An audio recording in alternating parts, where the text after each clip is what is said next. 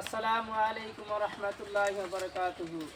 মহতরম দোস্ত বুজুর্গ, আল্লাহ তাবারক ওয়া তাআলা কোরআন শরীফের 30 নম্বর পারায় বলছেন সূরাতুল কারিয়ার মধ্যে যে ফাআম্মা মান সাকুলাত মাওয়াজিনুহু ফাহুয়া ফি ঈশাতির রাদিয়া ওয়া আম্মা মান খাফফাত মাওয়াজিনুহু ফাউম্মুহু হাবিয়া।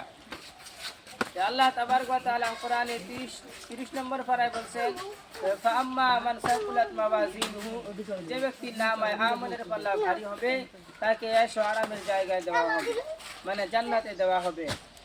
অপরাতে বলছেন ওয়া আম্মা মান খাফফাত মাওয়াজিনুহু ফাউম্মুহু হাবিয়া, যে মানুষের নামায়ে আমলের পাল্লাটা হালকা হবে তার ঠিকানাটা হবে হাবিয়া।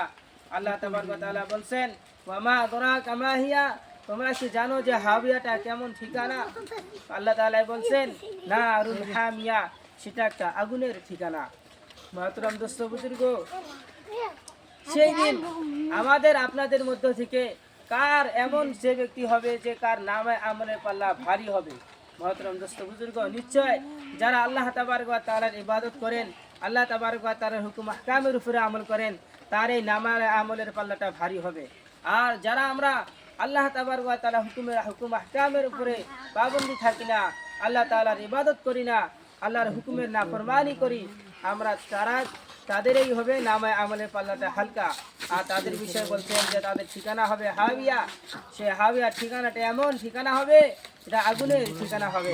মহতরম দোস্ত বুজুর্গ, আমরা সবাই জান্নাতে যেতে চাই, তাই আমরা সবাই আল্লাহর হুকুম আহকামের উপরে পাবন্দি থাকি।